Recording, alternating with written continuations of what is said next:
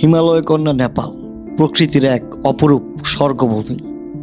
দক্ষিণ এশিয়ার একটি ছোট কিন্তু অপরূপ সুন্দর দেশ নেপাল। বিশ্বের মানচিত্রে এটি একটি স্থল বৈশিষ্ট্য রাষ্ট্র হলেও এর প্রাকৃতিক সৌন্দর্য ও বৈচিত্র্য একে সারা বিশ্বের মানুষের কাছে অনন্য করে তুলেছে। হিমালয়ের কন্যা হিসেবে পরিচিত নেপাল তার আকাশচুম্বী পর্বতমালা, সবুজ ঘেরা উপত্যকা, শান্ত হ্রদ এবং সমৃদ্ধ সংস্কৃতির জন্য বিশ্বজুড়ে সমাদৃত। প্রকৃতির সমস্ত সৌন্দর্য যেন এখানে এসে এক জায়গায় মিলেমিশে একাকার হয়ে গেছে। নেপালের সৌন্দর্যের প্রধান আকর্ষণ হলো এর পর্বতমালা। বিশ্বের সর্বোচ্চ 10টি পর্বত শৃঙ্গের মধ্যে 8টি নেপালে অবস্থিত।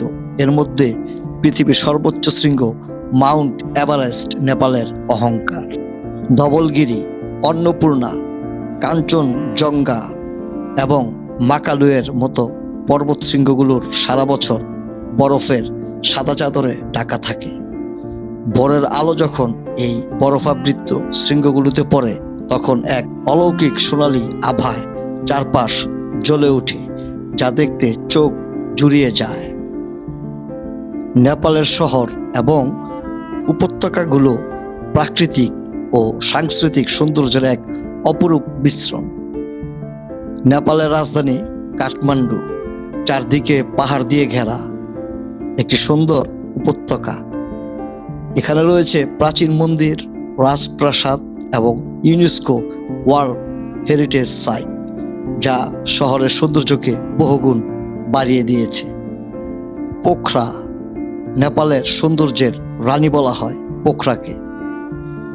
ফেওয়া, হ্রদের শান্ত জল আর তার উপর মাছা পুচ্ছরে পর্বতের প্রতিচ্ছবি এক জাদুকরী পরিবেশ তৈরি করে।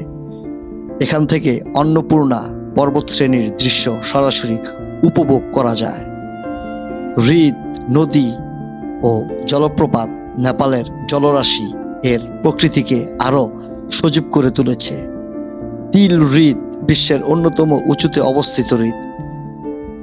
রারা হ্রদ এবং ফেওয়া হ্রদের নীল জল পর্যটকদের মুগ্ধ করে।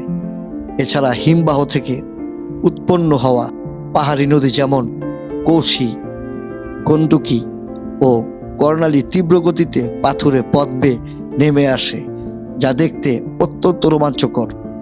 পাহাড়ি খাঁজ কেটে বয়ে চলা অসংখ্য জলপ্রপাত নেপালের সৌন্দর্যকে আরও প্রাণবন্ত করেছে। নেপালের তারাই অঞ্চলের ঘন বন জঙ্গল এবং জাতীয় উদ্যানগুলো জীব বৈচিত্র্যে ভরপুর। নেপালের প্রকৃতির আরেক রূপ এখানে দেখা মেলে। বিরল এক শৃঙ্গ গন্ডার, রয়্যাল বেঙ্গল টাইগার, বন্য হাতি এবং শত শত প্রজাতির রঙিন পাখি। পাহাড়ি ডালে রোডোডেনড্রন ফুলের বন যখন বসন্তে লাল হয়ে ফুটে তখন পুরো পাহাড় যেন রঙের উৎসবে মেতে ওঠে। আধ্যাত্মিক ও সাংস্কৃতিক সৌন্দর্য শুধুমাত্র বাহ্যিক প্রকৃতিই নয়, নেপালের আত্মিক সৌন্দর্য অতুলনীয়। এটি শক্তিকামী মানুষের দেশ। গৌতম বুদ্ধের জন্মস্থান লুম্বিনী নেপালে অবস্থিত, যা বিশ্বজুড়ে শান্তির প্রতীক। পশুপতিনাথ মন্দির, স্বয়ম্ভুনাথ স্তূপ, মাঙ্কি টেম্পল এবং বৌদ্ধনাথ স্তূপের মতো পবিত্র স্থানগুলো নেপালের আকাশে বাতাসে এক অদ্ভুত প্রশান্তি ও আধ্যাত্মিক আবহ সৃষ্টি করে। দক্ষিণ এশিয়ার সুন্দর ও পাহাড়ি দেশ নেপাল। নেপাল একটি ল্যান্ডলক বা ভূবেষ্টিত দেশ, যার মানে এর চারদিকে কোনো সমুদ্র নেই। এটি দক্ষিণ এশিয়ায় হিমালয় পর্বতমালার কোলে অবস্থিত। নেপালের উত্তরে চীনের তিব্বত স্বায়ত্তশাসিত অঞ্চল এবং পূর্ব, পশ্চিম ও দক্ষিণে ভারতের 5টি রাজ্য উত্তরাখণ্ড, উত্তরপ্রদেশ, বিহার, পশ্চিমবঙ্গ ও সিকিম অবস্থিত। কৌশলগতভাবে এটি এশিয়ার 2 বৃহৎ শক্তি ভারত ও চীনের মাঝখানে একটি বাফার স্টেট বা মধ্যবর্তী রাষ্ট্র হিসেবে অবস্থান করছে। নেপালের মোট আয়তন প্রায় 1,47,516 বর্গ কিলোমিটার। আয়তনের দিক থেকে এটি বিশ্বের 90তম বৃহত্তম দেশ। দেশটির ভূপ্রকৃতিকে মূলত 3 ভাগে ভাগ করা যায়। উত্তরের পার্বত্য অঞ্চল, যেখানে মাউন্ট এভারেস্ট সহ বিশ্বের সর্বোচ্চ শৃঙ্গগুলো অবস্থিত, মধ্যভাগের পাহাড় ও উপত্যকা এবং দক্ষিণের সমতল তরাই অঞ্চল। 2026 সালের সাম্প্রতিক তথ্য অনুযায়ী নেপালের জনসংখ্যা প্রায় 2,96,00,000। জনসংখ্যার ঘনত্ব প্রতি বর্গ কিলোমিটারে প্রায় 207 জন করে বসবাস। দেশের প্রায় 25% মানুষ শহরাঞ্চলে বাস করেন এবং এখানকার জনগোষ্ঠীর একটি বড় অংশই তরুণ। গড় বয়স প্রায় 25.7 বছর। নেপালের সরকারি এবং প্রধান ভাষা হলো নেপালি।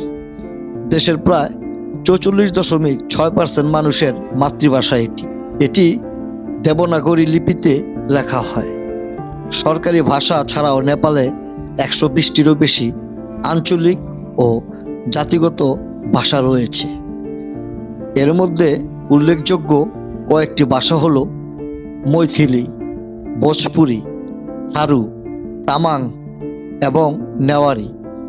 তবে ব্যবসায়িক ও শিক্ষাক্ষেত্রে ইংরেজি ভাষার প্রচলন রয়েছে।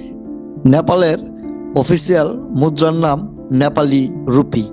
এর আন্তর্জাতিক কোড হলো NPR। এক নেপালি রুপি 100 পয়সায় বিভক্ত। উল্লেখ্য, ভারতীয় রুপির সাথে নেপালি রুপির একটি স্থায়ী বিনিময় হার রয়েছে, যেখানে 1 ভারতীয় রুপি সমান 1.6 নেপালি রুপি। নেপালের অর্থনীতি মূলত কৃষি, পর্যটন এবং রেমিটেন্স বা প্রবাসী আয়ের উপর নির্ভরশীল। 2026 সালের প্রাক্কলন অনুযায়ী নেপালের নমিনাল জিডিপি প্রায় 49.11 বিলিয়ন মার্কিন ডলার। PPE বা ক্রয় ক্ষমতার সমতার ভিত্তিতে এটি প্রায় 19,485 বিলিয়ন ডলার। নেপালের বর্তমান বার্ষিক মাথাপিছু আয় প্রায় 1,658 মার্কিন ডলার। দেশটির জিডিপিতে সবচেয়ে বড় অবদান সেবা খাতের, প্রায় 55.2%, যার একটি বড় অংশ আসে পর্যটন শিল্প থেকে।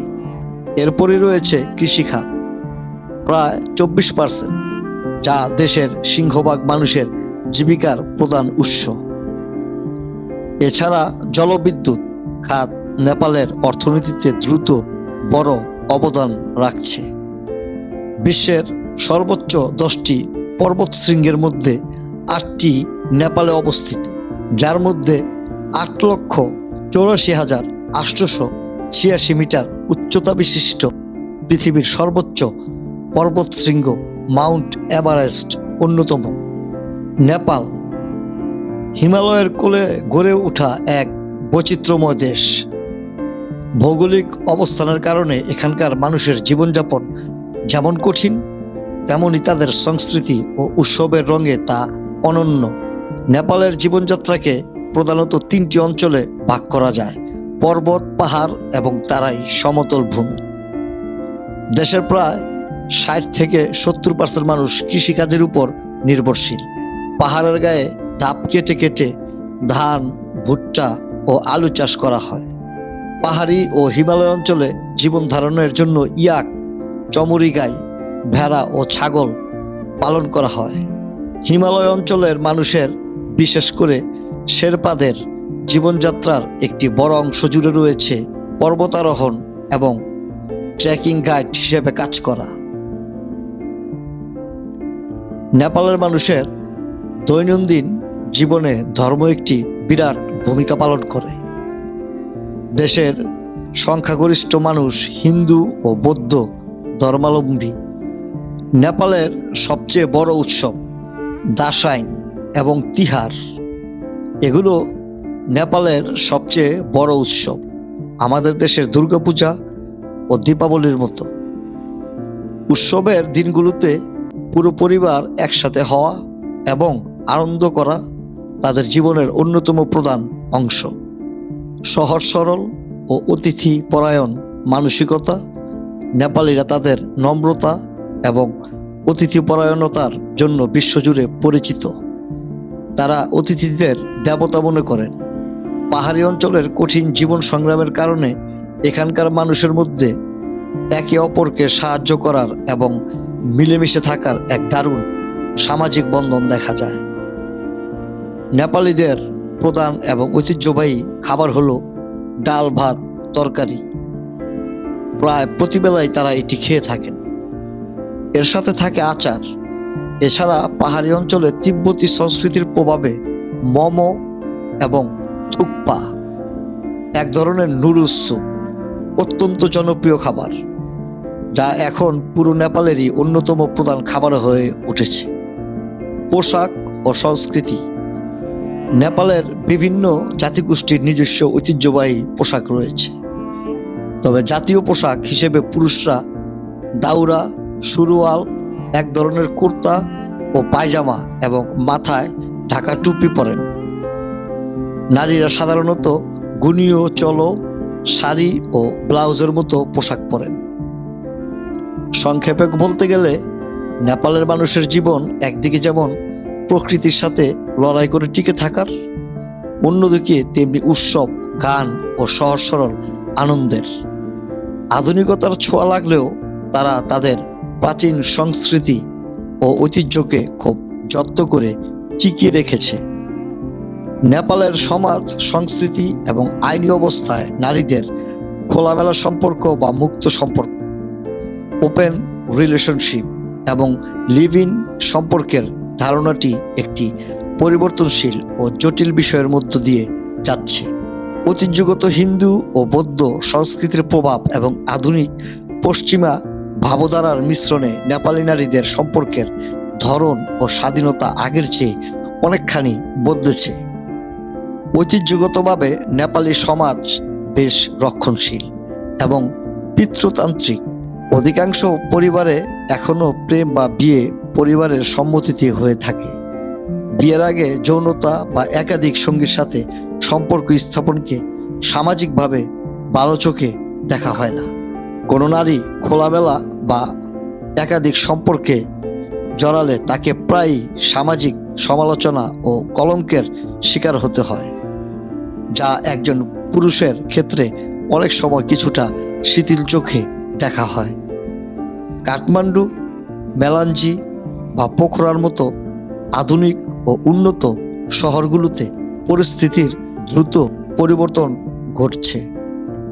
শহরে শিক্ষিত এবং অর্থনৈতিকভাবে স্বাবলম্বী নেপালি নারীদের মধ্যে নিজেদের সম্পর্কের সিদ্ধান্ত নিজেরা নেওয়ার প্রবণতা বাড়ছে।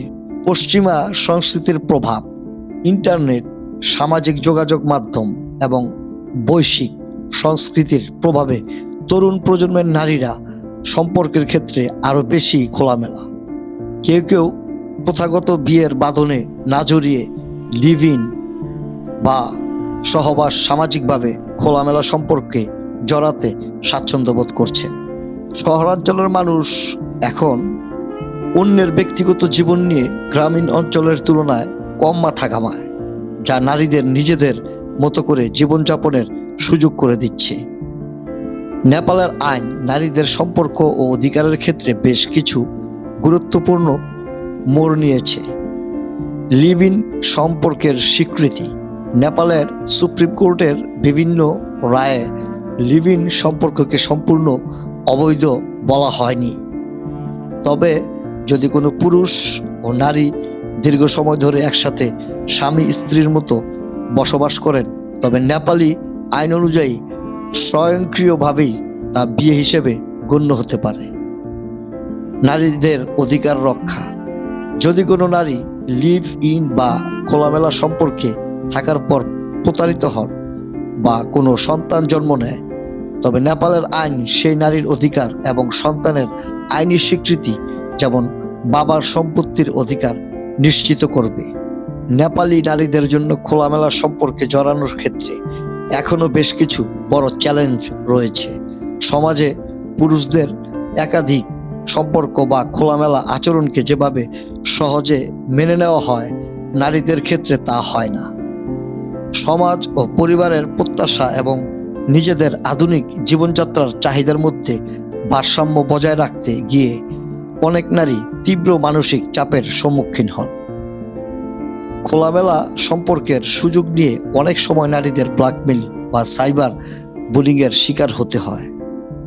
নেপালের গ্রামীণ ও রক্ষণশীল সমাজে খোলামেলা সম্পর্ক এখনও একটি কঠোর নিষেধাজ্ঞা হলেও শহরে শিক্ষিত নারীদের মধ্যে এই ধারণাটি ধীরে ধীরে ডানা মেলছে। তারা প্রথাগত নিয়মের বাইরে গিয়ে নিজেদের সম্পর্কের সীমা ও ধরন নিজেরাই নির্ধারণ করতে শুরু করেছেন। যদিও সামাজিক দৃষ্টিভঙ্গির পুরোপুরি পরিবর্তন হতে এখনও দীর্ঘ পথ বাকি। নেপাল একটি বহু ধর্মীয়, বহুভাষী এবং বহু সাংস্কৃতিক দেশ। ঐতিহাসিকভাবে নেপাল বিশ্বের একমাত্র হিন্দু রাষ্ট্র হিসেবে পরিচিত ছিল।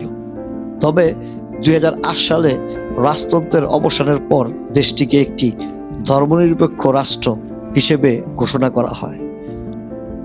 2021 সালের সর্বশেষ আদমশুমারি অনুযায়ী নেপালের ধর্মীয় জনসংখ্যা: হিন্দু ধর্ম প্রায় 81.19%, দেশের সংখ্যাগরিষ্ঠ মানুষের ধর্ম।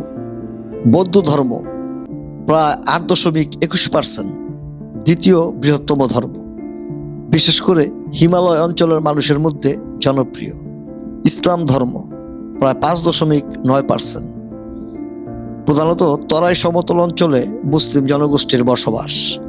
কিরাত ধর্ম প্রায় 3.17%, পূর্ব নেপালের আদিবাসীদের ঐতিহ্যবাহী প্রকৃতি পূজারী ধর্ম। খ্রিস্টান ধর্ম প্রায় 1.76%, সাম্প্রতিক বছরগুলোতে এই ধর্মের অনুসারী কিছুটা বৃদ্ধি পেয়েছে। অন্যান্য প্রায় 0.58%, প্রকৃতি পূজা, বনদামবাদ, শিখ, জৈন এবং বাহাই ধর্ম। নেপালের সংস্কৃতি ও ইতিহাসের সাথে হিন্দু ধর্ম ওতপ্রোতভাবে জড়িত। কাঠমান্ডুর পশুনাথ মন্দির হিন্দুদের অন্যতম পবিত্র তীর্থস্থান।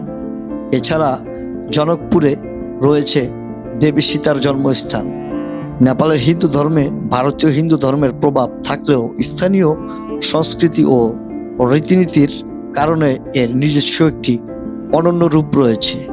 বিশ্বের বৌদ্ধ ধর্মাবলম্বীদের কাছে নেপাল একটি অত্যন্ত পবিত্র স্থান। নেপালে হিন্দু ও বৌদ্ধ ধর্মের মধ্যে এক অপূর্ব মেলবন্ধন দেখা যায়। অনেক স্থানীয় মানুষ একই সাথে হিন্দু দেবতা এবং বুদ্ধের পূজা করে থাকেন। কিরাত ধর্ম এটি নেপালের একটি প্রাচীন ও মৌলিক ধর্ম। পূর্ব নেপালের লিম্বু, রাই, সুনুয়ার এবং জাক্ষা সম্প্রদায়ের মানুষ এই ধর্মের অনুসারী। তারা কোনো মূর্তি পূজা করে না। তারা মূলত প্রকৃতি, গাছ, নদী, পাহাড় এবং পূর্বপুরুষদের পূজা করে। তাদের পবিত্র ধর্মগ্রহণদের নাম মুন্দু। ইসলাম ধর্ম নেপালের মুসলিমরা প্রধানত ভারতের সীমান্তবর্তী তরাই অঞ্চলে বসবাস করেন। কাঠমান্ডু উপত্যকাতেও একটি উল্লেখযোগ্য মুসলিম সম্প্রদায় রয়েছে। নেপালে বেশ কিছু ঐতিহাসিক মসজিদ রয়েছে, যার মধ্যে কাশ্মীরি মসজিদ অন্যতম। ঈদ উল ফিতর এবং ঈদ উল আজহা এখানে রাষ্ট্রীয় ছুটির দিন। নেপালের সংবিধানে ধর্মনিরপেক্ষতার অর্থ হল সনাতন কাল থেকে চলে আসা ধর্ম ও সংস্কৃতির সুরক্ষা নিশ্চিত করা এবং পাশাপাশি সকলের ধর্মীয় স্বাধীনতার গ্যারান্টি দেওয়া। নেপালের সমাজে ধর্মীয় সহনশীলতা অত্যন্ত প্রশংসনীয়। সেখানে হিন্দু, বৌদ্ধ এবং অন্যান্য ধর্মের মানুষেরা শত শত বছর ধরে কোনো বড় ধরনের ধর্মীয় দাঙ্গা ছাড়াই শান্তিতে বসবাস করে আসছে। তবে নেপালের আইন অনুযায়ী জোরপূর্বক বা প্রলোভন দেখিয়ে ধর্ম পরিবর্তন করানো সম্পূর্ণ বেআইনি। নেপালে কর্মক্ষেত্রে নারীদের অবস্থান এক জটিল ও পরিবর্তনশীল পরিস্থিতির মধ্য দিয়ে যাচ্ছে। একদিকে যেমন ঘরের বাইরে এসে নারীদের অর্থনৈতিকভাবে স্বাবলম্বী হওয়ার হার বাড়ছে, অন্যদিকে তেমনি মজুরি বৈষম্য ও সামাজিক দৃষ্টিভঙ্গির মতো কিছু বড় চ্যালেঞ্জ এখনও রয়ে গেছে। বিশ্বব্যাংকের সাম্প্রতিক উপাত্ত অনুযায়ী নেপালের সামগ্রিক শ্রমশক্তিতে নারীদের অংশগ্রহণের হার প্রায় 37%। তবে এই অংশগ্রহণের বড় অংশটি রয়ে গেছে অনানুষ্ঠানিক খাতে, যেখানে কাজের দায়িত্ব বা আইনি সুরক্ষা কম। নেপালের সিংহভাগ নারী প্রায় 85% কৃষিকাজের সাথে যুক্ত। পুরুষদের একটি বিশাল অংশ কাজের খোঁজে বিদেশে পাড়ি জমানোয় নেপালের গ্রামীণ কৃষি এখন মূলত নারীদের উপর নির্ভরশীল। একে বলা হচ্ছে কৃষির নারীকরণ। তবে এই নারীদের অনেকেই পরিবারের বা মজুরিহীন পারিবারিক শ্রমিক হিসেবে কাজ করেন। ক্ষুদ্র হস্তশিল্প, টেইলারিং এবং ক্যাটারিংয়ের মতো ক্ষুদ্র ও মাঝারি উদ্যোগে নারী উদ্যোক্তার সংখ্যা দিন দিন বাড়ছে। নেপাল সরকার নারী উদ্যোক্তাদের উৎসাহিত করতে 50% পর্যন্ত কর, ব্যাট ও বিশেষ ঋণের ব্যবস্থা করেছে। শিক্ষা, স্বাস্থ্য ও ব্যাংকিং খাতে নারীদের উপস্থিতি বেশ লক্ষণীয়। তবে কর্পোরেট সেক্টর বা উচ্চনীতি নির্ধারণী পর্যায়ে নারীদের অবস্থান এখনো বেশ সীমিত। একই ধরনের কাজের জন্য পুরুষদের তুলনায় নারীদের গড়ে কম মজুরি দেওয়া হয়। বিশ্বব্যাংকের তথ্য মতে এই আয়ের ব্যবধান নেপালের শ্রমবাজারে একটি বড় সমস্যা। কর্মজীবী নারীদের ঘরের কাজের পাশাপাশি সন্তান ও পরিবারের দেখাশোনা একাই করতে হয়। এশিয়ান ডেভেলপমেন্ট ব্যাংকের একটি রিপোর্টে দেখা গেছে, গ্রামীণ অঞ্চলে অবৈতনিক পারিবারিক কাজের প্রায় 90% নারীরাই সম্পূর্ণ করেন, যা তাদের মূলধারার কেরিয়ারে সময় দেওয়ার সুযোগ কমিয়ে দেয়। কর্মক্ষেত্রে বা যাতায়াতের পথে ইপটিজিং বা যৌন হয়রানি নারীদের কর্মসংস্থানে অন্যতম বড় বাধা। যদিও শ্রম আইনে এ বিষয়ে কড়া নিয়ম রয়েছে, কিন্তু বাস্তব ক্ষেত্রে এর সঠিক প্রয়োগের অভাব রয়েছে। ইতিবাচক পরিবর্তনের ছোঁয়া পরিস্থিতি বদলাতে নেপাল সরকার ও বিভিন্ন আন্তর্জাতিক সংস্থা যৌথভাবে কাজ করছে। নারীদের অর্থনৈতিক অধিকার নিশ্চিত করতে নীতিগত সংস্কার এবং স্থানীয় পর্যায়ে ডে কেয়ার সেন্টার স্থাপনের মতো উদ্যোগ নেওয়া হচ্ছে, যা নারীদের ঘরের বাইরে এসে ফুল টাইম কাজ করার পরিবেশ তৈরিতে সাহায্য করছে। দক্ষিণ এশিয়ার অন্যতম বৈচিত্র্যময় দেশ নেপালের শিক্ষা ব্যবস্থা সাম্প্রতিক বছরগুলোতে ব্যাপক সংস্কারের মধ্য দিয়ে যাচ্ছে। বিশেষ করে দেশটির নতুন সরকার শিক্ষাঙ্গন থেকে দলীয় ছাত্র রাজনীতি দূর করতে এবং পরীক্ষার চাপ কমাতে বেশ কিছু ঐতিহাসিক ও বৈপ্লবিক সিদ্ধান্ত নিয়েছে। নেপালের চিকিৎসা ব্যবস্থা মূলত সরকারি ও বেসরকারি এই দুইয়ের একটি মিশ্র কাঠামোর উপর ভিত্তি করে পরিচালিত হয়। দেশটির সংবিধানে স্বাস্থ্যসেবাকে নাগরিকদের মৌলিক অধিকার হিসেবে স্বীকৃতি দেওয়া হলেও ভৌগোলিক প্রতিকূলতা, অর্থনৈতিক সীমাবদ্ধতা এবং সম্পদের সুষম বন্টনের অভাবে চিকিৎসা ক্ষেত্রে এখনও বেশ কিছু বড় চ্যালেঞ্জ রয়েছে। 2017 সালে নেপাল একটি ফেডারেল বা যুক্তরাষ্ট্রীয় শাসন ব্যবস্থায় রূপান্তরিত হওয়ার পর চিকিৎসা ব্যবস্থাকেও 3টি স্তরে ভাগ করেছে। নীতি নির্ধারণ, বড় বড় সুপার স্পেশালাইজড হাসপাতাল পরিচালনা এবং স্বাস্থ্যবিজ্ঞান একাডেমিগুলো দেখভাল করার দায়িত্ব কেন্দ্রীয় স্বাস্থ্য ও জনসংখ্যা মন্ত্রণালয়ের। প্রতিটি প্রদেশে অন্তত একটি করে টারশিয়ারি বা বিশেষায়িত হাসপাতাল এবং সেকেন্ডারি হাসপাতাল রয়েছে, যা প্রাদেশিক প্রশাসন পরিচালিত করে। একদম তৃণমূল বা গ্রামীণ পর্যায়ে প্রাথমিক স্বাস্থ্যকেন্দ্র, হেলথ পোস্ট এবং আরবান হেলথ সেন্টারগুলো স্থানীয় সরকারের নিয়ন্ত্রণে থাকে। নেপাল সরকার মৌলিক স্বাস্থ্যসেবা নাগরিকদের বিনামূল্যে দেওয়ার প্রতিশ্রুতি দিয়েছে। এর মধ্যে টিকাদান, পুষ্টি, প্রসূতি সেবা এবং কিছু জরুরি চিকিৎসা অন্তর্ভুক্ত। গ্রামীণ অঞ্চলের মানুষ মূলত এই সরকারি হেলথ পোস্টগুলোর উপরই নির্ভরশীল। 2016 সালে নেপাল সরকার একটি জাতীয় স্বাস্থ্য বীমা প্রকল্প চালু করে। তবে ধীরগতির রিইম্বার্সমেন্ট এবং সেবার নিম্নমানের কারণে এই বীমা ব্যবস্থায় জনগণের অংশগ্রহণ এখনও আশানুরূপ স্তরে পৌঁছায়নি। 2022 সালের তথ্য অনুযায়ী মাত্র 21.4% মানুষ এর আওতায় এসেছে। নেপালের ভৌগোলিক বৈচিত্র্য এবং বহুজাতি গোষ্ঠীর মেলবন্ধনের কারণে দেশটির খাবার সংস্কৃতি অত্যন্ত সমৃদ্ধ এবং বৈচিত্র্যময়। উত্তরে তিব্বত এবং দক্ষিণে ভারতের অবস্থান হওয়ায় নেপালি খাবারে এই দুই প্রতিবেশী দেশের রান্নার শৈলীর একটি চমৎকার সংমিশ্রণ দেখা যায়। তবে সব ছাড়িয়ে নেপালিদের নিজস্ব কিছু ঐতিহ্যবাহী স্বাদ রয়েছে যা বেশ অনন্য। নেপালের প্রধান জাতীয় খাবার ডাল ভাত। ডাল ভাত পাওয়ার 24 আওয়ার। সাধারণত দিনে 2 বেলা, দুপুরে ও রাতে নেপালিরা এই খাবারটি খেয়ে থাকেন। এটি একটি থালির মতো পরিবেশন করা হয়, যার মধ্যে থাকে সেদ্ধ চালের ভাত, মসুর, মুগ বা কালো কলাইয়ের ডাল, টমেটো আচার, তিল বা মূলোর টক, ঝাল আচার। আমিষ ভোজীদের জন্য খাসি বা মুরগির মাংসের ঝোল। জনপ্রিয়তার শীর্ষে তিব্বত উৎস থেকে এলেও মোমো এখন নেপালের সবচেয়ে জনপ্রিয় ফাস্টফুড এবং সংস্কৃতির অংশ। ময়দার তৈরি পুটলির ভেতর মাংসের কিমা বা সবজির পুর দিয়ে এটি তৈরি হয়। নেপালে প্রধানত মহিষের মাংসের মোমো বেশি জনপ্রিয়, তবে মুরগি ও সবজির মোমো পাওয়া যায়। দিন্দু পাহাড়ি অঞ্চলের ঐতিহ্য। যেসব পাহাড়ি অঞ্চলে তীব্র শীত এবং ধান চাষ করা কঠিন, সেখানকার প্রধান ঐতিহ্যবাহী খাবার হলো দিন্দু। এটি মূলত ভুট্টা, বাজরা বা বাক হুইট এর আটা ফুটন্ত গরম পানিতে ক্রমাগত নেড়ে হালুয়ার মতো ঘন ও মস্তু আকারে তৈরি করা হয়। এটি চিবিয়ে না খেয়ে ছোট ছোট গোল্লা বানিয়ে তরকারি বা ডালের ঝোলে ডুবিয়ে সরাসরি গিলে খাওয়া হয়। আরও অনেক আইটেম, অনেক ধরনের সুস্বাদু খাবার রয়েছে নেপালের। নেপালের খাবারে আলাদা একটা স্বাদ পাওয়া যায়, যে স্বাদটা মূলত আমাদের এশিয়ার অনেক দেশেই পাওয়া যায়, তার মধ্যে আমাদের বাংলাদেশে অন্যতম। আমাদের বাংলাদেশি খাবারের তুলনা হয় না সারা পৃথিবীতে। এই পৃথিবীর অনেক দেশ থেকে অনেক পর্যটক আমাদের বাংলাদেশে এসেছে। তারা আমাদের বাংলাদেশি খাবার খেয়ে যা বলেছেন, মিডিয়ার মাধ্যমে আমরা যা শুনেছি, দেখেছি, বাংলাদেশের খাবারের মতো সুস্বাদু খাবার সারা পৃথিবীতে নেই। এটা আমাদের একটা গর্ব। নেপাল ভ্রমণের পরিকল্পনা করছেন?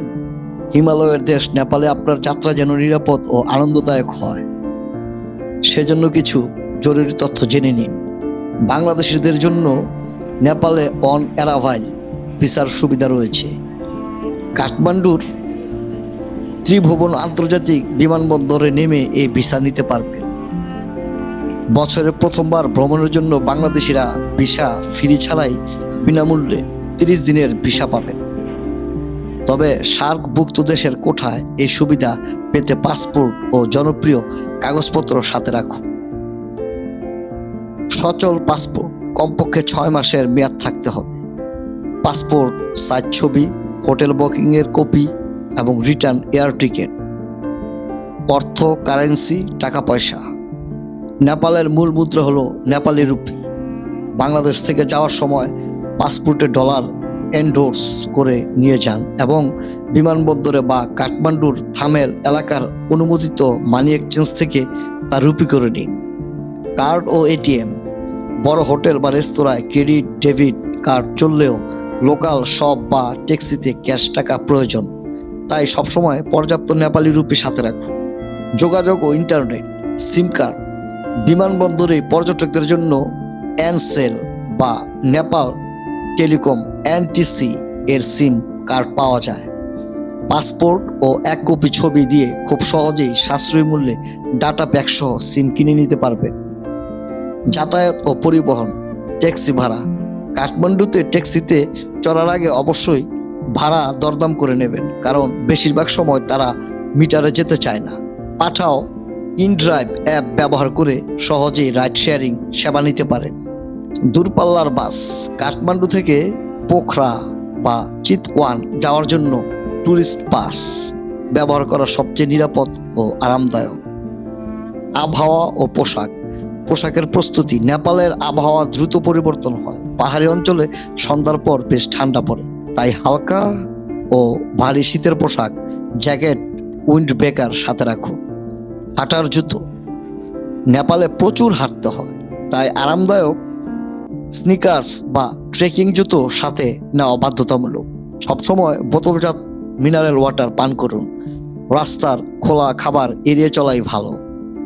মন্দির বা ধর্মীয় স্থানে প্রবেশের আগে জুতো খুলুন। কিছু মন্দিরের ভেতরে ছবি তোলা নিষেধ, তাই সাইনবোর্ড খেয়াল রাখুন।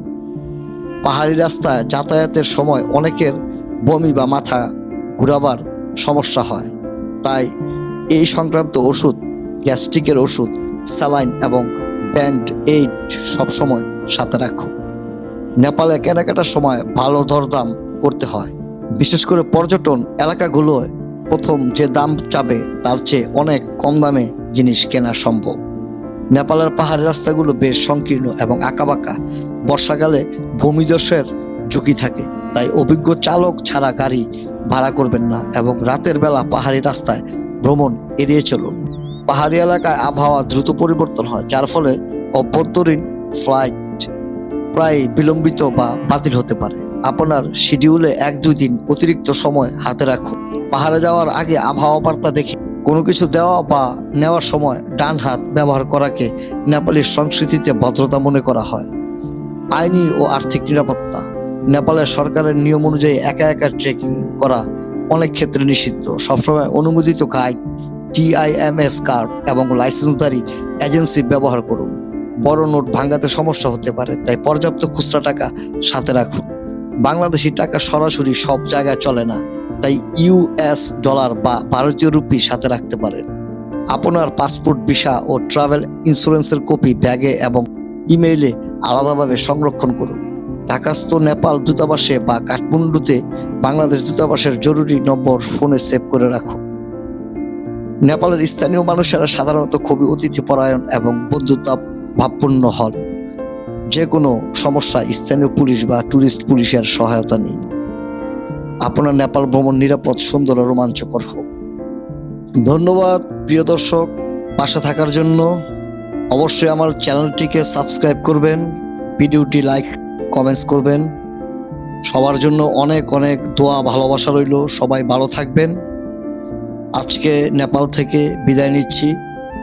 আসসালামু আলাইকুম।